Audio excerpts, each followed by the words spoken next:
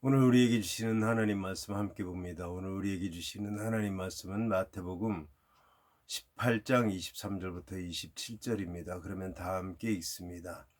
그러므로 천국은 그 종들과 결산하려 하던 어떤 임금과 같으니 결산할 때에 10,000달란트 빚진 자 하나를 데려오매 갚을 것이 없는지라 주인이 명하여 그 몸과 아내와 자식들과 모든 소유를 다 팔아 갚게 하라 하니 그 종이 엎드려 절하며 이르되 내게 참으소서 다 갚으리이다 하거늘 그 종의 주인이 불쌍히 여겨 놓아 보내며 그 빚을 탕감하여 주었더니 아멘. 오늘 말씀의 제목은 10,000달란트 빚진 자입니다. 그러면 본문의 말씀을 통해 함께 은혜 나누도록 하겠습니다. 이 본문의 말씀을 보면 그러므로 천국은 그 종들과 결산하려 하던 어떤 임금과 같으니라고 하는 말씀으로 시작을 합니다. 이 비유는 마태복음에만 나오는 비유로서 끝없는 용서에 대한 앞절의 교훈을 뒷받침하는 구체적인 예화로 제시되고 있습니다. 그런데 비유의 형식은 마태복음 13장에 나오는 천국의 비유와 같다고 할 수 있지만 그 내용은 마태복음 25장 31절 이하에 나오는 마지막 심판과 비슷하다고 할 수가 있습니다. 예수께서는 용서의 기준을 세상에 있는 사회법에 근거하지 않으시고 천국 법에 따른 하나님 나라의 백성들의 준수사항을 역설하고 계신 것입니다. 한편 본문에 같다라고 하는 말은 똑같은 성격을 갖고 있다라는 의미를 지니는데 앞으로 비유가 있을 것을 말씀하는 단어입니다. 여기서 예수께서 앞서 용서에 대해 말씀하시다가 본문에 이르러서 갑자기 천국에 해당하는 해, 바실레이아, 톤, 우라논이라고 하는 것을 말씀하신 것은 천국은 무한한 용서가 있는 곳이기 때문입니다. 따라서 이미 도래한 하나님 나라의 시민이며 앞으로 완성될 하나님 나라의 주인공이 될 성도들은 무한한 용서의 실천자가 되어야 한다고 하는 것을 교훈하시기 위해서 예수께서는 본문의 비유의 말씀을 하신 것입니다. 여기서 임금에 해당하는 바실리우스라고 하는 말은 절대적인 왕권을 가진 군주를 가리키고 종에 해당하는 둘로스라고 하는 말은 자신의 주관대로 일을 하는 것이 아니라 주인의 이익을 위해서 움직여야 하는 왕에 속한 자를 가리킵니다. 따라서 이 임금은 자신의 통치권 아래에 있는 자들에게 절대적인 권력을 행사할 수 있는 자를 가리키는데 본문에서는 특별히 35절과 연관돼서 하늘아버지 곧 만유의 주관자요 심판주이신 하나님을 가리킵니다. 이처럼 천국도 그 구성원과 구성원 사이의 관계가 본문과 유사한 성격을 지닌다고 할 수 있을 겁니다. 천국은 왕 대신 하나님의 완전한 통치가 이루어지는 곳이며 천국 시민은 오직 왕이신 하나님의 뜻에 따라서 움직여야 하는 것입니다. 그럼에도 천국 시민이 행복할 수 있는 것은 하나님께서 자비로우신 임금과 같이 자신의 백성들의 모든 사정을 헤아리시며 풍성하게 채워주시기 때문입니다. 이 비유에서는 하나님의 자비로우심이 빚진 종을 불쌍히 여기시고 모든 빚을 탕감해 주는 자비로운 분으로 묘사되고 있습니다. 여기서 종들에 해당하는 둘로이라고 하는 말은 문자적으로 노예들을 가리키지만 임금에게 빚진 돈의 액수가 지나치게 많은 것으로 보아서 노예라고 하기보다는 임금의 궁전에서 일하는 하급 관리를 가리키거나 노예들을 가리키는 것이 아니라 왕의 땅의 일부를 다스리고 그곳에서 나오는 수입을 왕에게 상납하는 지방 장관이나 영주라고 보아야 할 것입니다. 그러나 예수는 그러한 신분에 대한 관심보다는 천국의 상속자들이 얼마나 많은 죄를 용서함 받았는지 분명히 알 수 있도록 하기 위해서 이러한 과장된 신분과 빚을 예로 들으신 것입니다. 그런 점에서 여기 제시된 종들은 하나님께서 창조하신 세계를 다스리고 지배할 것을 위임받은 우리 자신을 가리키는 말이라고 할 수 있을 것입니다. 한편 결산한다라고 하는 말에 해당하는 로고스라고 하는 말을 매듭짓는다, 거래를 청산한다라고 하는 말에 해당하는 시나이로라고 하는 말의 의미로서 수지와 그에 따른 균형을 살피는 것을 말하지만, 특별히 본문에서는 종말론적인 심판의 자리를 상징하는 말로 사용되었습니다. 이처럼 말세의 모든 사람들은 하나님 앞에서 일생 동안 자신들에게 맡겨졌던 일들에 대해서 결산해야 한다는 것입니다. 이어서 본문은 결산할 때에 10,000달란트 빚진 자 하나를 데려왔다고 기록하였습니다. 본문에 달란트라고 하는 것은 예수님 당시에 유대와 로마 사회에서 사용되던 화폐 단위 중에서 가장 큰 것으로서 한 달란트는 노동자 한 사람의 일일 품삯인 한 데나리온의 6,000배에 해당하는 것이었습니다. 무게 단위로는 약 34kg의 순금에 해당합니다. 이 10,000달란트에 대한 최근의 평가는 1,200만 달러에 해당된다고 하지만, 여러 가지 물가 상승 요소를 감안한다면 오늘날 10억 달러 이상일 것으로 예상이 되고 있습니다. 이에 더 나아가 유대의 역사가 요세푸스의 증언에 따르면 유대 전역에서 거두어 들인 1년 세금이 겨우 800달란트에 불과했다고 하니 달란트의 가치가 얼마나 대단했는가를 알 수가 있을 것입니다. 이 액수는 결국 하나님에 대해서 인간 자신의 힘으로는 도저히 갚을 수 없을 정도로 큰 죄악을 상징하는 것으로 볼 수가 있습니다. 28절에 나오는 100데나리온의 액수, 금액을 나타내기 위해서 사용된 단어가 한정수인 것처럼 본문의 10,000달란트도 많은 액수의 돈을 나타내기 위한 최소한의 한정수를 가리킨다고 할 수 있습니다. 한정수는 100데나리온이라고 하면 가장 작은 액수, 빚진 것의 가장 작은 액수를 가리킨다고 하면, 이 10,000달란트는 빚질 수 있는 가장 큰 단위의 숫자를 얘기한다는 뜻입니다. 본문의 빚진 자에서 빚은 공금에서 횡령한 것이라고 하기보다는 그 금액이 지나치게 큰 것으로 보아서 미처 다 갚지 못한 세금과 같은 것으로 이해할 수 있을 것입니다. 이것은 아켈라오가 해마다 유다와 사마리아에서 600달란트를 거두어 들였고, 헤롯 안디바는 갈릴리와 베레아에서 200달란트를 거두어 들였다는 사실에서도 잘 알 수 있습니다. 이 엄청난 양의 부채는 하나님에 대한 우리의 죄를 상징한다고 할 수 있습니다. 왜냐하면 본문의 오페일레 테스라고 하는 말은 헬라어에서 주께서 가르쳐 주신 기도문에 나온 것처럼 죄에 해당하는 오페일레마로 번역되고 있기 때문입니다. 그런 점에서 다음과 같이 죄와 부채의 차이점과 유사점을 찾아볼 수 있습니다. 여기서 먼저 죄와 부채의 차이점에 대해서 알아보겠습니다. 첫째는, 죄는 한 번 지은 이상 항상 죄이지만 부채는 갚고 나면 더 이상 부채가 아니라고 하는 것입니다. 둘째, 자신이 지은 죄는 누구에게 전가할 수 없지만 부채는 제3자가 대신 감당할 수 있다는 것입니다.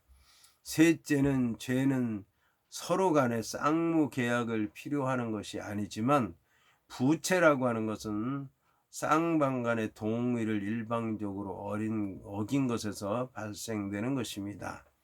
이어서는 비슷한 점에 대해서 알아보도록 하겠습니다. 첫째는, 죄나 부채는 모두 의무를 다하지 못했기 때문에 생긴다는 것입니다. 죄는 하나님께 대한 의무를 다하지 못한 것이고, 부채는 채권자에게 의무를 다하지 못한 것입니다. 둘째, 죄나 부채는 시간이 흐를수록 점점 더 무거워지고 커지며 악화되는 현상을 갖고 있다는 것입니다. 죄는 죄를 낳고 부채는 부채를 낳는 악화 현상이 계속된다는 것입니다. 셋째는 죄나 부채가 모두 면제될 수 있는 특성을 지닌다는 것입니다. 채권자는 채무자의 부채를 취소하거나 탕감해 줄 수 있는 권한이 있으며 아무도 그것을 법으로 금지할 수는 없다는 것입니다. 그것은 그의 특권에 속하는 일인 것입니다. 마찬가지로 죄도 하나님에 의해서 취소되거나 하나님께로부터 용서받을 수 있습니다. 이와 관련해서 이사야 43장 25절에서는 나 곧 나는 나를 위하여 내 허물을 도말하는 자니 내 죄를 기억하지 아니하리라고 말씀하고 있습니다. 그런데 본문에서는 부채를 감당할 제3자의 개입이 없이도 탕감이 가능했지만 하나님께서 우리의 죄악을 용서하시는 일에는 그리스도의 공로가 전적으로 개입되어 있습니다.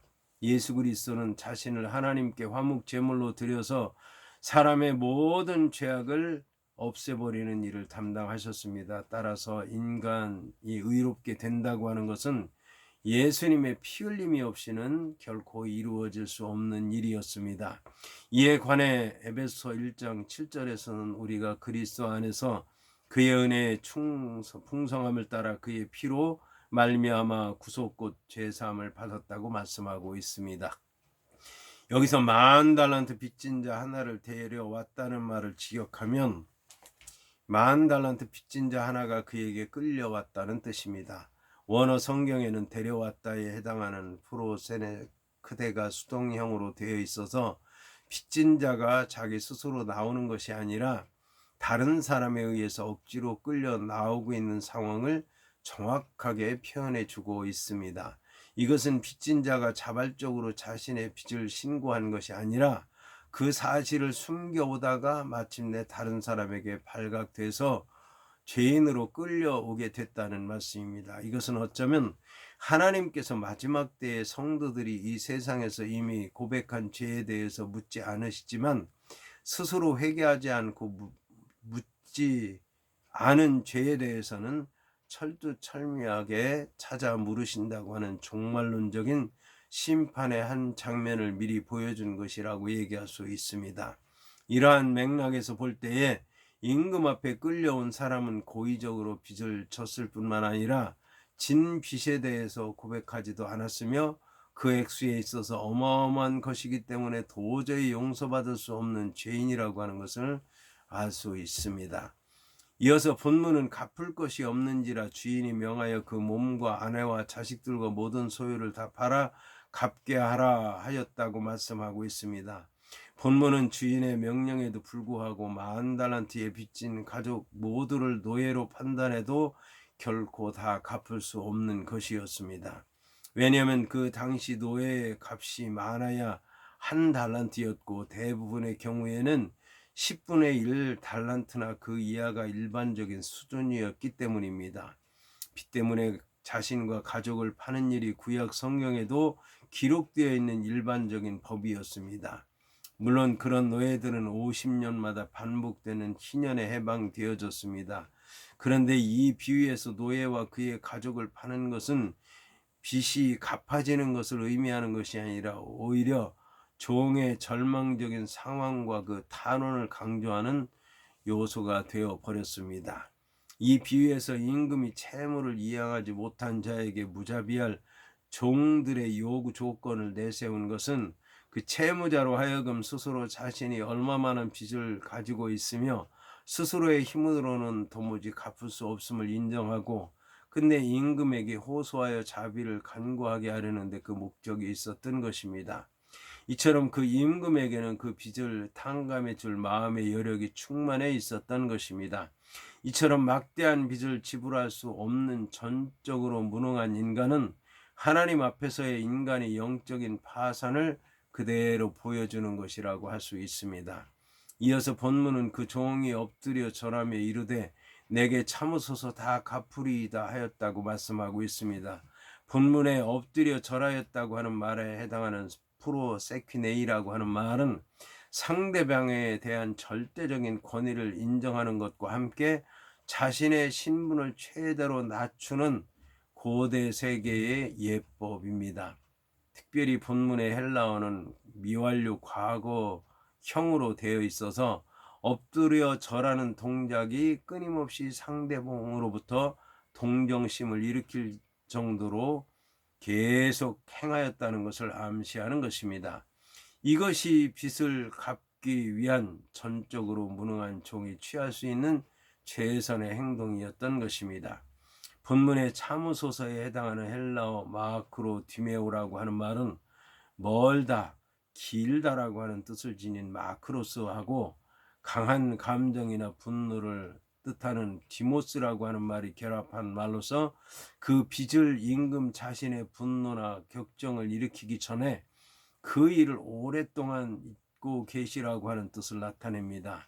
이 채무자는 임금에게 그의 막대한 빚을 갚을 시간을 간구했지만 이것은 어떤 가능성이 있는 약속이 아니라 다만 임금의 노여움과 그 형벌을 일순간이나마 모면해 보려고 하는 임기응변에 지나지 않았던 것입니다. 이어서 본문은 그 종의 주인이 불쌍히 여겨 놓아 보내며 그 빚을 탕감하여 주었다고 말씀하고 있습니다. 본문에서 종에 대해서 임금이 세 종류의 혜택을 베풀었습니다. 첫 번째 혜택을 베푸는 것으로서 불쌍히 여기는 마음이었습니다. 물론 종이 취한 겸손한 자세나 애절한 간구, 자신의 허물에 대한 진실한 고백도 이러한 은혜를 베푸는데 간접적인 영향을 미쳤을 것입니다. 그러나 직접적이고 원초적인 원인은 바로 임금의 불쌍히 여기는 마음이었습니다. 마찬가지로 죄인의 구원과 해방은 자신의 선행 여하에 달려 있다기보다는 전적으로 하나님 아버지의 측은히 여기는 마음, 곧 긍휼의 은혜 때문이라고 하는 것입니다. 두 번째 혜택을 베푸는 것으로서 빚을 탕감해 주는 것이었습니다. 임금은 종에 간구한 것으로서 시간적인 여유나 조절 이상의 것인 완전한 탕감을 약속해 주셨습니다. 시간적으로 더 주었다든지 빚을 얼마만큼 일부 탕감해 준다든지 어떤 조건을 제시한 것이 아니라 완전히 한 번에 금방 탕감해 주신 것입니다. 여기서 빚에 해당하는 단회이운이라고 하는 말은 횡령한 금액이 아니라 형편이 나빠서 생겨진 부채라고 하는 뜻을 내포하고 있습니다. 이것은 임금이 그 종에 대해서 상당히 자비로운 자세로 대하고 있다는 것을 말씀하는 것입니다. 세 번째 혜택은 돌려보내는 것이었습니다. 이것은 빚만 탕감해 준 것이 아니라 이전과 같은 삶을 살 수 있도록 해 주었다는 뜻입니다. 한편 탕감한다, 용납한다라고 하는 뜻을 지닌 아피엠이라고 하는 말은 주인의 자비나 지불 기한 연장에 대한 채무자의 간청의 정도를 훨씬 뛰어넘는 것이었습니다. 여기서 아피엠이라고 하는 말은 보통 용서한다라고 하는 말로 번역되는데 문자적인 의미는 뭐뭐를 퇴거시켜서 멀리 보낸다는 뜻입니다. 이것은 동이 서에서 먼 것 같이 우리의 죄가를 우리에게서 멀리 옮긴다. 다시 말하면 죄악을 멀리 쫓아내버린다 라고 하는 여호와 하나님의 완벽한 용서의 은총을 말씀하는 것입니다. 이처럼 불쌍히 여겨 놓아 보내며 탕감해 주는 임금의 행위는 석방과 사죄의 두 법적인 행위를 동시에 뜻하고 있습니다. 이처럼 자신이 지은 엄청난 죄악을 인정하고 용서를 간청하는 죄인에 대해서 하나님은 그로 하여금 죄에 대한 양심의 가책에서 해방되게 하실 뿐만 아니라 죄에 대한 아무런 보상도 없이 그를 의롭다고 선언하신 것입니다. 이러한 의롭다고 하신 데는 몇 가지 의미가 있습니다. 첫째, 전적으로 하나님 자신의 판단, 다시 말해서 불쌍히 여김에 의해서 행해진 것이지 죄인의 간청에 의해서 의롭다 하신 것이 아니라고 하는 것입니다. 둘째, 한 번의 선언으로 우리의 모든 죄는 단번에 탕감받은 것이라는 겁니다. 이처럼 의롭게 된 자격은 우리의 지불 능력의 가부에 의해서 죄의 크고 작음에 따라서 부여되는 것이 아니라 하나님의 용서의 은총에 있는 것인데 단 한 번의 선언으로 가능하다고 하는 것입니다. 셋째, 우리가 의롭게 된다고 하는 것은 대속 제물로서의 그리스도의 희생이 있었다고 하는 것입니다. 우리는 그리스도의 피값에 의해서 하나님에 대한 우리의 일정한 죄악을 용서받음으로써 의롭게 되었는데, 그리스도의 대속도 하나님의 전적인 은혜와 사랑에 의한 것이라고 하는 것입니다.